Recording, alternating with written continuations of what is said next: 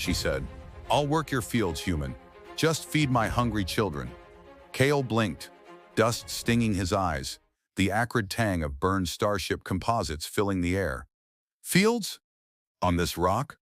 This wasn't a planet with fields. It was a magnetic nightmare of rust-red dunes and howling wind, punctuated by colossal, inert relics of a civilization dead 1,000 years. His battered escape pod lay half-buried nearby, a testament to his utter, spectacular failure at avoiding the AI slaver patrols. He'd been running, they'd cornered him near this system's gravity well, and he'd punched out praying for anything other than vacuum or instant disintegration. This was bofo, wamada wirali, find a toltikorian lamishia canero, bethinkero bofo, wanaweo laud for slightly better? And yet she stood there, a silhouette against the swirling ochre sand, speaking common galactic with a harsh, resonant cadence, proposing manual labor for food like this was some backwater agrarian world. She wasn't human. Tall, whipcord, lean, wrapped in what looked like scavenged, shimmering material that shifted color with the light. Angular features, eyes that seemed to absorb the dim planetary glow, and a low, resonant hum that vibrated in the air around her, emanating from her throat. No sign of children, just her, radiating an unnerving stillness amidst the chaos of the storm and his ruined escape craft. Fields? Kale rasped, his throat raw. He scrambled up, favoring his left leg. Lady, I don't have fields. My fields are space wreckage and dodging things that want to pulp me. Look around. This is a galactic shithole. She didn't flinch at his profanity. Her eyes, wide and dark, focused on him with an intensity that felt physical. The low hum from her throat deepened slightly, vibrating in his bones. It wasn't quite sound, more like a pressure. Sustenance requires cultivation, human. Your vessel is broken. You possess tools, perhaps stored nutrient paste. My dependents starve. Dependents. Not children. Not exactly. Okay, maybe it was a translation thing. Or maybe her species didn't use that word. He tried to process her request, her bizarre formality mixed with raw desperation. This planet was supposedly uninhabited, a forbidden zone due to the magnetic storms and the unpredictable nature of the ancient ruins. If she was here, she was either incredibly stupid or incredibly good at hiding. Given the vibe she was giving off, coiled power, watchful predator, he leaned towards the latter. Look, Kale said, trying to inject some semblance of sanity into the conversation. I don't have a nutrient synthesizer. My supplies are scattered or burned up. I've got half a ration bar and a busted med kit.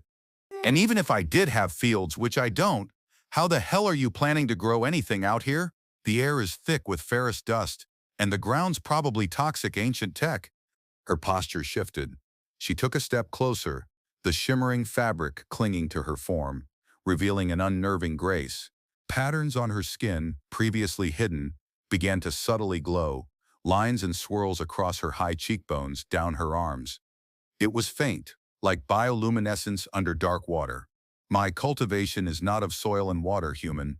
It is of resonance. Of binding. The relics. Japio. Minified Zabal highlighter jet the Malyadaup, but boilets of Doman Rabag. Digits. They provide the necessary energy, but I require aid. Resources you may possess. Your strength. Your presence. His presence? That sounded suspiciously like some weird alien ritual crap he'd heard whispers of. Kale immediately felt a prickle of alarm that had nothing to do with his injuries. Whoa there, back up. My presence? What kind of aid are we talking about here? I'm a smuggler, not a messiah or a fertility god. She tilted her head, the glowing patterns on her face intensifying for a moment before dimming. Her gaze swept over his crashed pod, then back to him. Your signature. It resonated with the relics when you descended. A disruption, a catalyst. It drew the attention of humanity, others, and it drew mine. It signifies potential. The potential for its binding, for sustenance. My dependents need this bond to thrive. Others, he knew who the others were. The slaver fleet. They probably detected his escape pod hitting atmosphere, and now they were likely sending search drones. This desolate rock was about to get crowded, and she was talking about his signature triggering some ancient resonance binding him to her dependence. This just kept getting weirder. He felt a cold knot tighten in his gut. He didn't need weird alien entanglements right now. He needed to fix his comms, send a distress signal, and get the hell out of here. But she was blocking his path to the pod, and her gaze was unwavering. The low hum from her throat pulsed. It felt less like a sound and more like a silent demand echoing directly in his mind.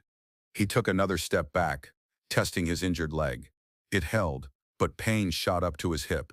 Look, alien lady, whatever your deal is, whatever this resonance or binding is, I'm not interested.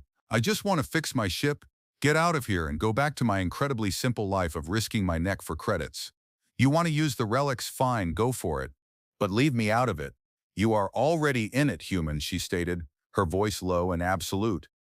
Your arrival triggered the necessary harmonic. It marks you to abandon this potential. Not is to invite the hunger upon my dependents, and to attract those who would exploit such disruption. Her eyes narrowed slightly. The ships that pursue you, they will also seek to claim the energy you have stirred. They will find my dependents. Shit. So his crash didn't just inconvenience him. It potentially put her and her hidden dependents at risk by lighting up some ancient alien beacon. And now she expected him to. What? Fulfill some prophecy? Participate in a ritual? He looked at her, truly looked. Beneath the strange fabric and glowing skin, there was a desperate intelligence. She wasn't just some random scavenger. She was clearly something else. An exile? A guardian? A goddamn savage empress? He didn't know, and frankly, he didn't care.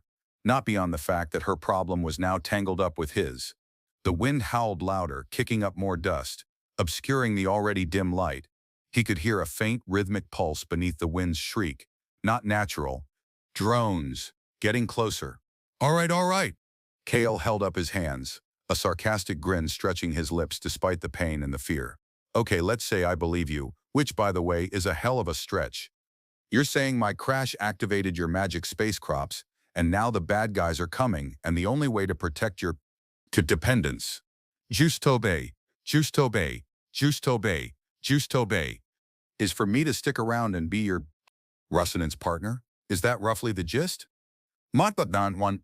She didn't return his sarcasm. Her expression remained deadly serious. The glow on her skin intensified slightly. The hum from her throat vibrated more urgently. It is not magic, human.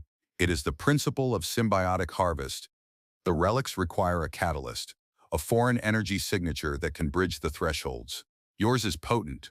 My dependents require the resulting energetic bounty to overcome the stasis forced upon them.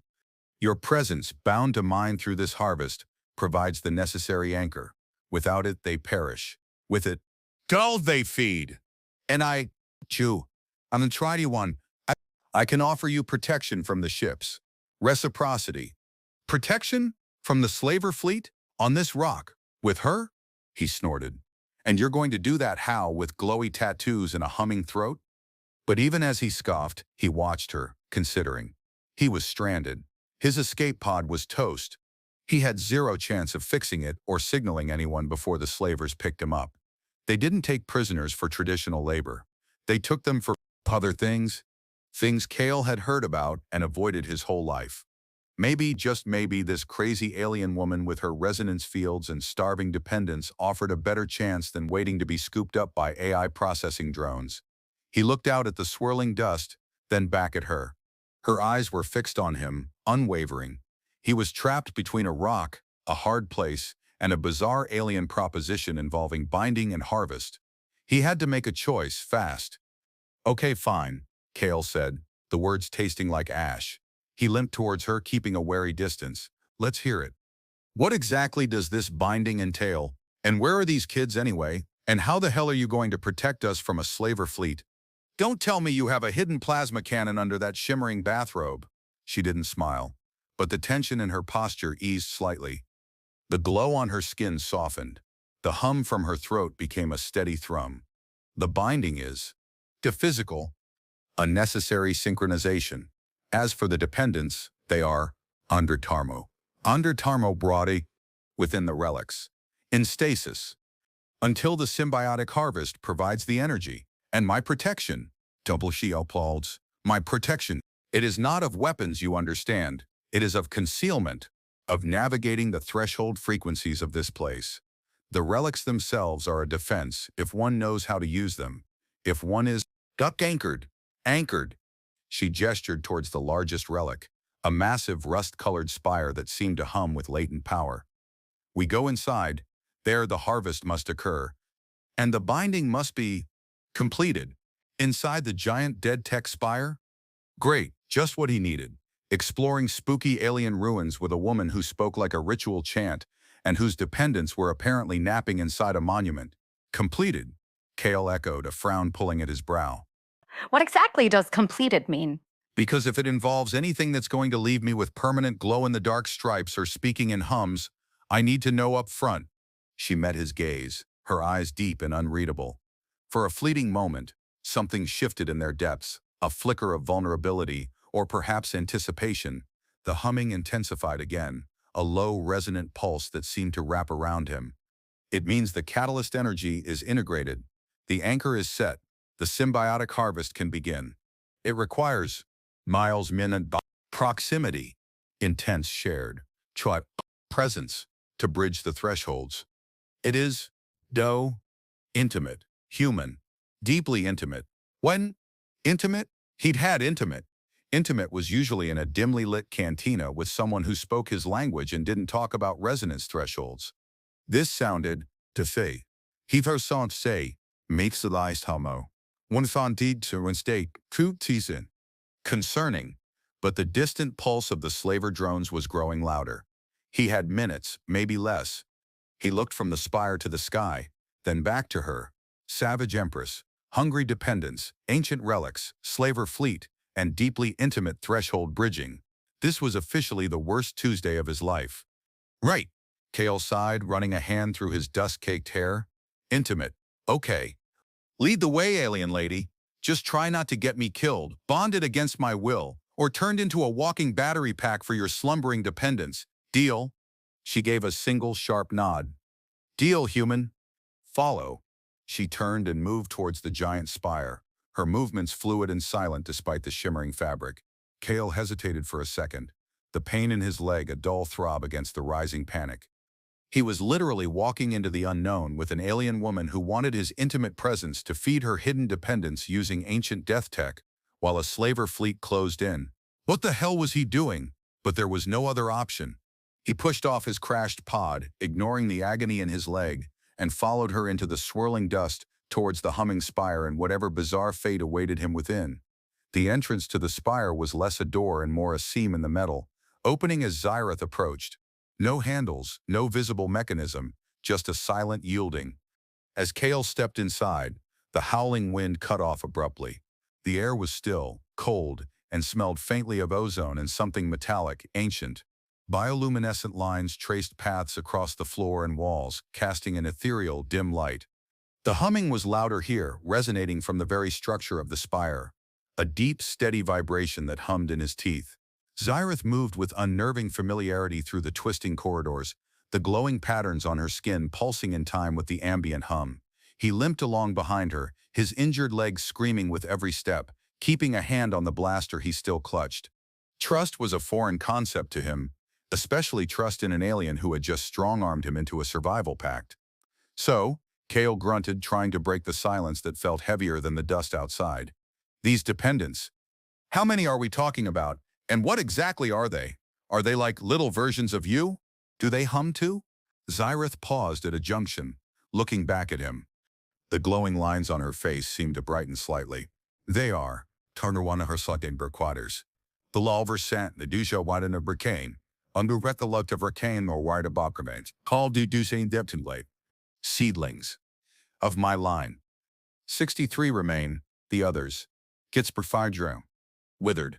Without adequate energetic resonance. They require the symbiotic harvest to transition, to grow, to become. Self. Her gaze flickered, a brief, sharp expression in her eyes that Kale couldn't decipher. Grief? Pride? Determination? They are in stasis pods within the central chamber. Seedlings, 63 of them, and his potent signature was supposed to power their growth? This was crazier than he thought. 63? Fuck. That's a lot of seedlings. What happens if this harvest doesn't work? Do they stay? Withered. They cease, she stated flatly, no emotion in her voice. The glowing lines on her skin flickered like dying embers.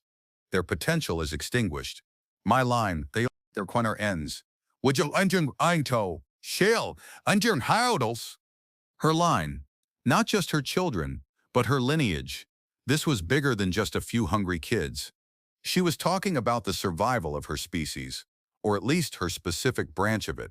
That explained the desperation, and maybe explained why she was willing to gamble on a scruffy human rogue with a busted leg. Right. High stakes. Got it. Kale shifted his weight, the blaster feeling heavier in his hand. And this central chamber? Is that where the intimate part happens? She resumed walking, leading him down a ramp that spiraled downwards. The humming deepened, becoming a physical pressure on his chest. It is. The harvest threshold requires the catalyst and the anchor to merge, to create the necessary energetic flow. The pods, they draw upon this flow. It is dawn of the arid. This dawn of the axid that's dinabiority the sun. Adjoining.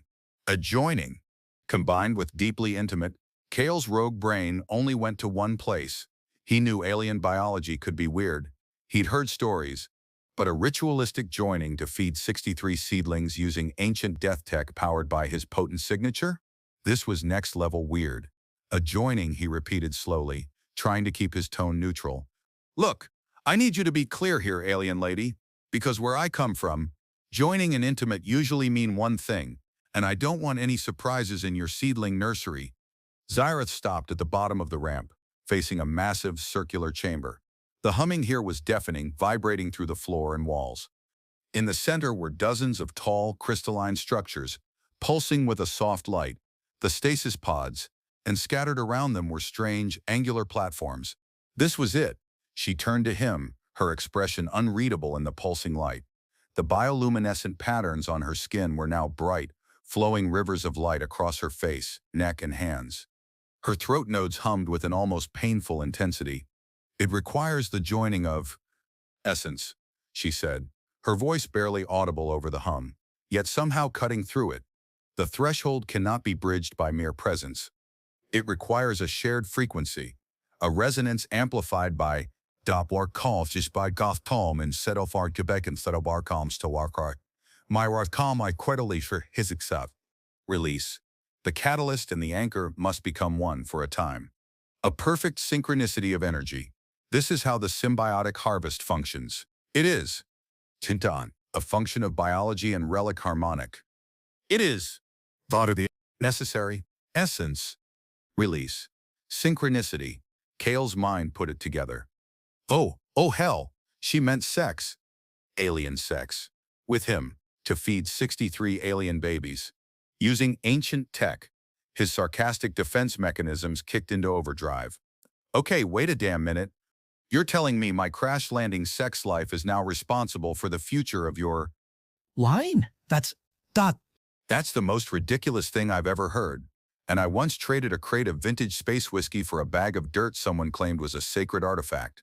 She stepped closer, her glowing patterns washing over him in the dim light. Her hand reached out, her fingers long and slender, and gently touched his chest, directly over his heart. The touch sent a jolt through him, not entirely unpleasant, mixed with the deep vibration from her humming throat. Her eyes searched his. It is not a choice, human.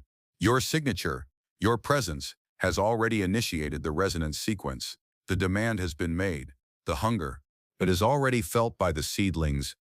Your essence is required to complete the cycle, and the pursuit from the ships. They are closer. They sense the rising energy signature from the spire. We must complete the harvest now. Her touch was insistent, demanding. The heat radiating from her palm seemed to seep into his chest. He could feel the frantic pulse of his own heart against her hand, sinking, or trying to, with the deep, powerful hum of the spire and her throat. The reality of his situation hit him hard, stranded, hunted, and now apparently cosmically obligated to have sex with an alien empress in exile to power her baby farm and save his own skin. This was beyond messed up, but the alternative was being caught by the slavers. He'd heard their methods. They'd break him, use him, discard him. This was terrifying, but maybe, just maybe, survivable. Shit, Kale breathed the word lost in the humming chamber. He looked past her, towards the stasis pods pulsing faintly in the light. 63 potential lives, and the approaching threat of the slaver fleet. He looked back at Xyrath, her glowing eyes, her vibrating throat, the intense focus in her gaze. There was no seduction here, no courtship. This was necessity, biological imperative, a desperate gamble fueled by the demands of survival and the strange energy of this place. Okay, he said, his voice rough. Okay. Necessary. Right, what? What do I do? You said. Well, complete the binding. Complete the joining. How? How do we do that? Her fingers tightened slightly on his chest. The humming from her throat deepened further, now a raw, guttural sound that resonated deep within him, vibrating not just his bones but his very cells. The glowing patterns on her skin pulsed faster, brighter, as if mirroring an internal process. You yield, human, she commanded, her voice suddenly raw and thick with an alien intensity he hadn't heard before. You release your energy. Fully. Into the shared resonance. I will guide the threshold. I will anchor the flow. You can. Simply give. Everything. Give everything. Right. He was good at giving everything when his life was on the line. It just usually involved shooting things or running really fast. He hadn't anticipated it involving this irreprehashed part. Thus, glutz were dull bites.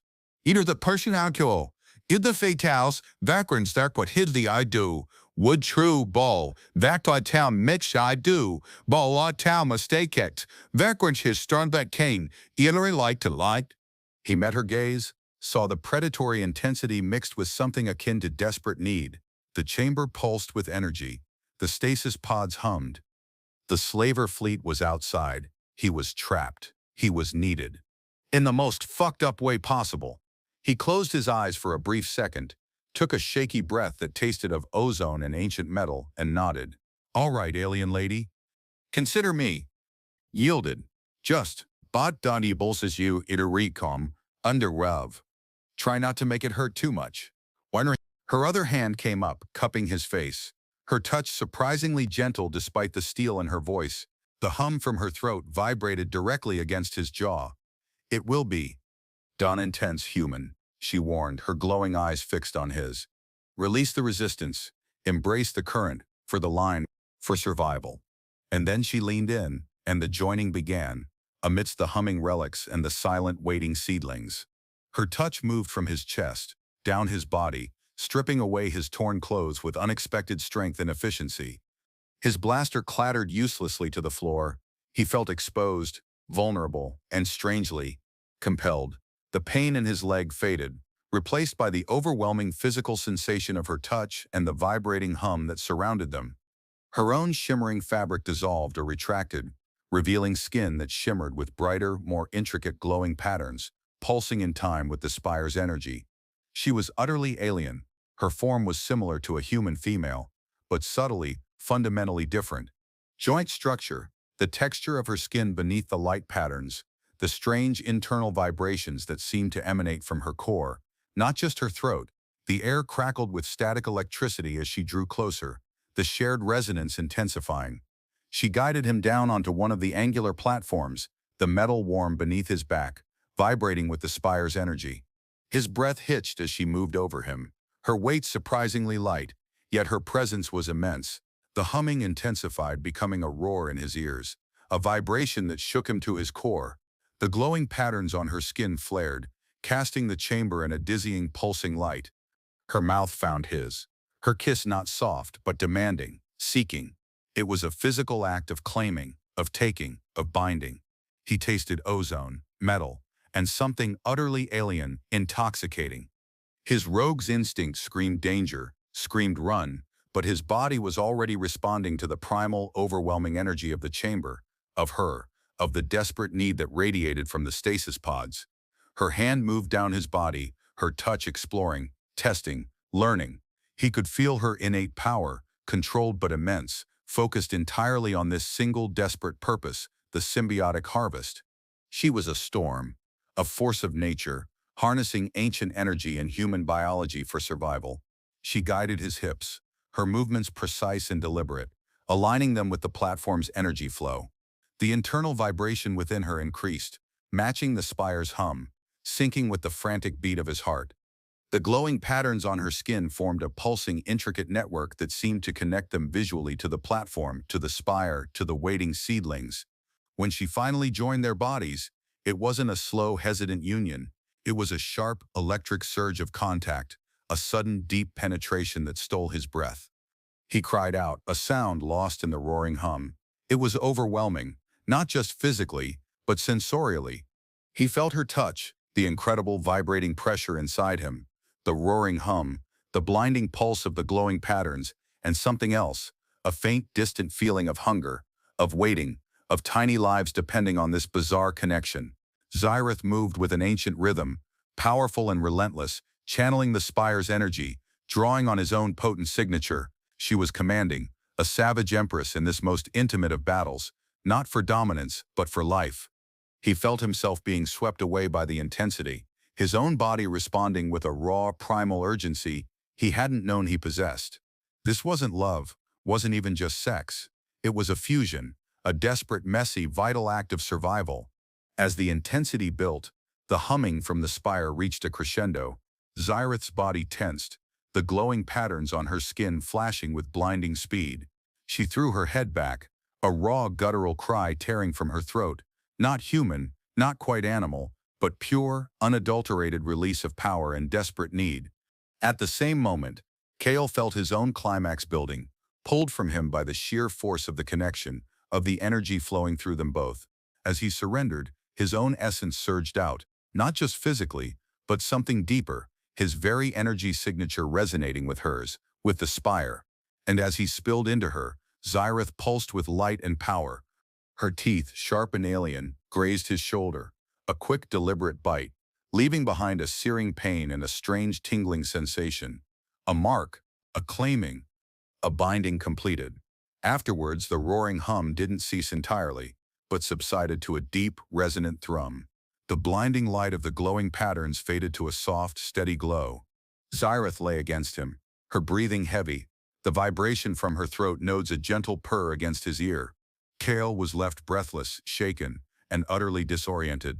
The pain in his shoulder from her bite throbbed, a constant reminder of what had just happened. He looked up at the stasis pods. They were pulsing brighter now, a steady, healthy glow. The symbiotic harvest. It had worked. He had participated in an alien mating ritual, or whatever the hell it was, to feed 63 alien babies. He felt a wave of nausea, a mix of residual physical intensity and sheer overwhelming WTF. He gently pushed her off him, his body sore, his mind reeling. Xyrath rolled to the side, sitting up fluidly. She looked different. Still alien, still commanding. But some of the desperate tension had eased. The glow on her skin was softer, more stable. She met his gaze, her dark eyes holding his. There was no embarrassment, no awkwardness on her part, only a quiet intensity. "It is done," she stated, her voice low but clear, the hum from her throat a steady vibration. "The threshold is bridged. The binding is set. The symbiotic harvest begins." Kale pushed himself up, wincing as the pain in his shoulder flared. He touched the spot. It felt warm, tender. Not just a bite mark, but something. Not the bite mark, but something. Embedded, he looked at her, a harsh laugh escaping his lips. "Done. You just used me as a biological battery to power your alien baby farm, marked me like property, and you say it is done." His sarcastic bravado was a thin shield against the flood of confusing emotions. He felt violated, used, but also strangely connected. And the sheer brutal efficiency of it all was mind-nerving. Xyrath tilted her head. "You were the catalyst, human. The necessary component. The function is completed. The bond is set. My line is sustained. You have provided." "Provided?" Kale scoffed. "Yeah, I provided. Like a damn vending machine. What about me? What about my part in this binding? Does this mean I'm stuck here? Am I married to you now? What the hell did you bite into my shoulder?" Her eyes widened slightly, a flicker of something he couldn't read. "Stuck? You are anchored, not trapped. The resonance binds you to this threshold, to my line.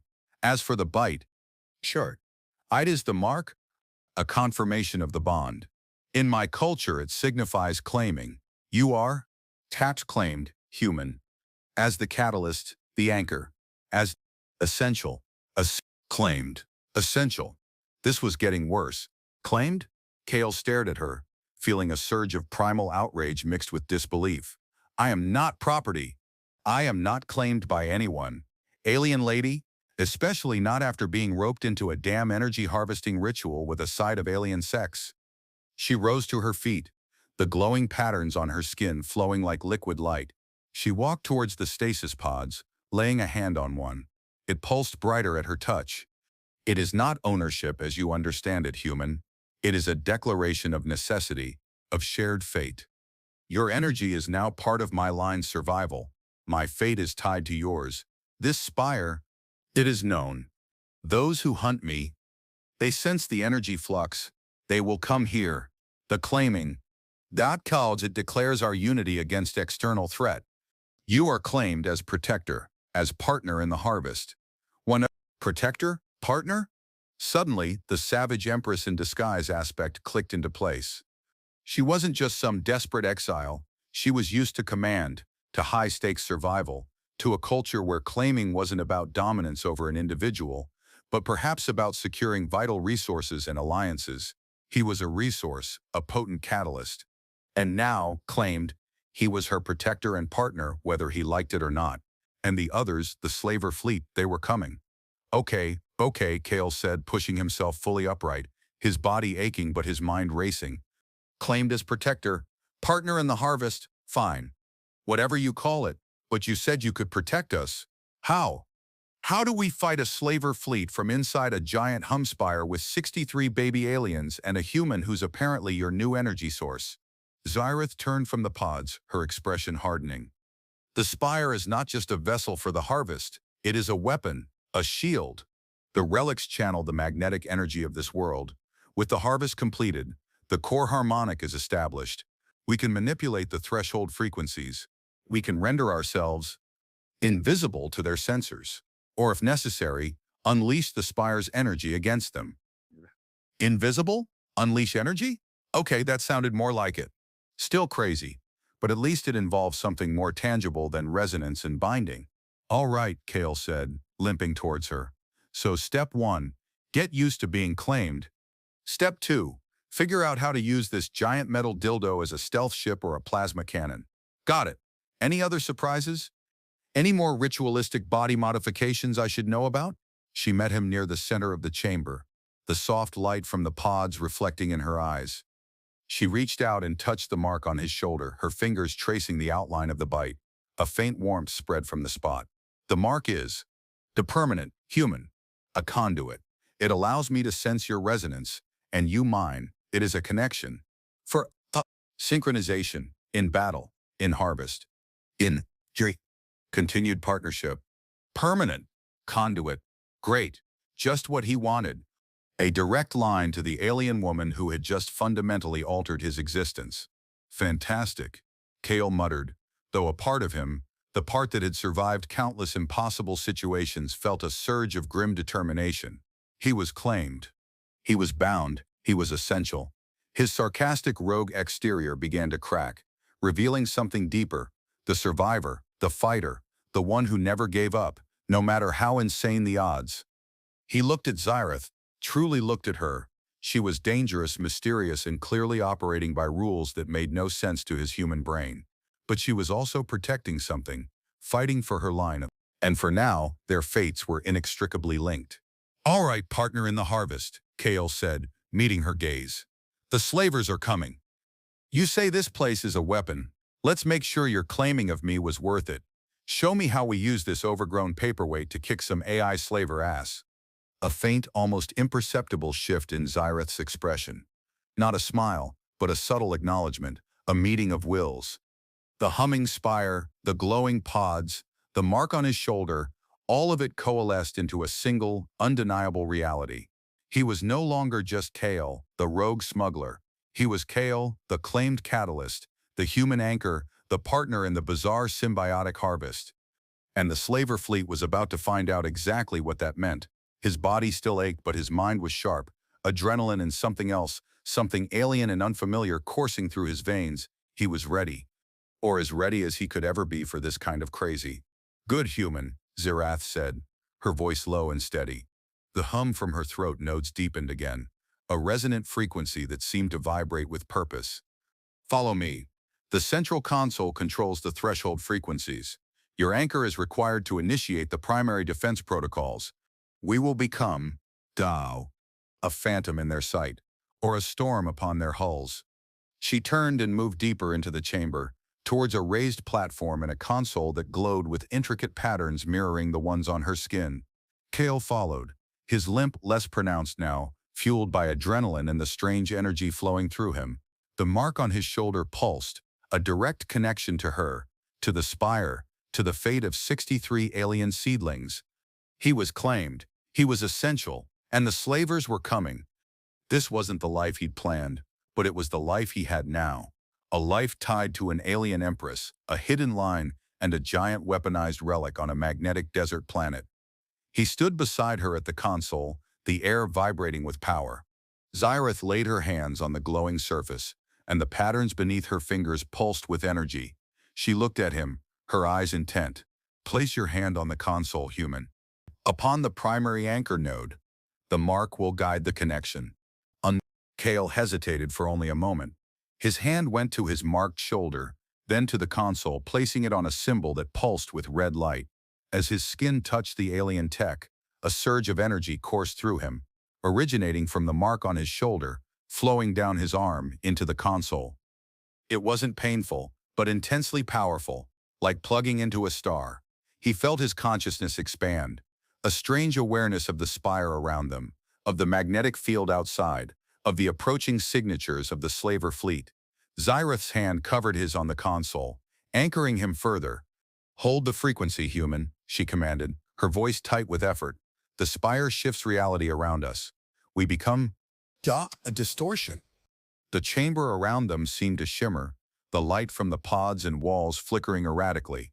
A disorienting wave washed over Kale, like stepping through water or a distortion field. He gritted his teeth, focusing on the energy flowing through him, on Zirath's hand covering his, on the throbbing mark on his shoulder. He felt the spire hum, felt it resonate with the planet's magnetic core, felt it ripple outwards, becoming invisible to the enemy sensors. It worked. They were hidden, for now. A moment of silence, broken only by the spire's deep thrum and their own breathing. The disorienting effect subsided. Zirath released his hand from the console. She looked weary, but resolute. "They passed us," she said, her voice a low vibration. "They did not detect the spire. The distortion field holds." The claiming, Tolfi Commander. It provides." Kale pulled his hand back, rubbing the mark on his shoulder. He felt drained, but the energy surge had also felt strangely invigorating. "So that's it? We just hide in here with your seedlings and wait for them to go away?" "For a time," Zirath confirmed, moving away from the console, "but the distortion field is energetically costly. It draws upon the symbiotic harvest. We cannot maintain it indefinitely. And the slavers, they are persistent. They will search the system. They may return." She walked towards the stasis pods again, her gaze fixed on the pulsing lights. "The harvest. The harvest. It is not complete. The seedlings require sustained energy. And my line. Shator requires a haven, a secure future." Kale watched her. Secure future. He was a rogue smuggler. His idea of a secure future involved not getting caught, making enough credits to retire on a quiet world, and avoiding any kind of long-term commitment, alien or otherwise. But he was claimed, bound, essential. His hand went to the mark on his shoulder again. It pulsed under his touch. "And I'm guessing this secure future involves me somehow," Kale said, the sarcasm returning, a defense mechanism against the overwhelming reality of his situation. "So, what's the plan now, partner in the harvest? Work your resonance fields until the seedlings grow up? Find a new planet? Fight the entire slaver fleet head-on?" Zirath turned back to him, her glowing eyes sharp. "My line is exiled. We require a place to thrive. This world, it offers potential, with the relics. But it is also exposed. We need A vessel, a means of transport. Safe passage. Her gaze drifted to where his wrecked escape pod lay outside. Your skills, human. You repair vessels. You navigate the void. Monokuka. He followed her gaze, back towards the entrance, back towards the ruined escape pod. Right, he had skills. He could fix ships. He was good at navigating the void, but not usually with 63 alien dependents and a claimed alien empress in tow. My escape pod is scrap metal, Kale said flatly. It's not going anywhere. There are other relics on this world, Zyrith stated, her voice gaining a determined edge. Larger relics, remnants of the ancient vessels. Perhaps one could be repurposed. With your skills and my knowledge of the thresholds. Repurposed an ancient alien warship? Okay, that was next level insane. But suddenly, a strange thrill shot through him. This wasn't just survival anymore. This was a challenge. A monumental, impossible challenge. Fix an ancient alien vessel, transport an exiled alien line, evade a slaver fleet, all while being claimed and anchored by the alien empress who needed him. His sarcastic facade dropped. For the first time since he'd crashed, Kale felt a spark of something other than dread. An ancient warship, huh? Kale grinned, a genuine reckless grin that felt alien on his own face. All right, partner. You find me a relic big enough, and I'll see what I can do. It's going to take a hell of a lot more than resonance and binding to get one of those flying. And I'm going to need tools. Lots of tools. He looked at the mark on his shoulder, then back at Zyrith. This claimed thing? Does it come with benefits? Like access to ancient alien tech, for example? She met his gaze, and this time, there was something in her eyes that might have been recognition, or perhaps even amusement. The hum from her throat nodes softened, a steady, resonant connection between them. It comes with shared purpose, human, she said, her voice low. Shared survival, and the knowledge that my line, we will thrive because of your essential presence. That is the benefit for both of us. Shared purpose, shared survival. It wasn't a conventional love story. It wasn't even a conventional partnership. It was something forged in desperation, ritual, and alien biology under the shadow of a galactic threat. He was claimed, not owned, but bound by something he didn't fully understand, and he had a job to do. A hell of a job. Kale nodded, the grim determination settling in. All right, partner. Let's go wake up a dead warship. Your seedlings need a ride. He turned towards the entrance of the spire, towards the magnetic desert and the impossible task ahead. Zareth followed, her presence at his back a constant vibrating anchor. Their path was uncertain, dangerous and bound by an unbreakable alien bond.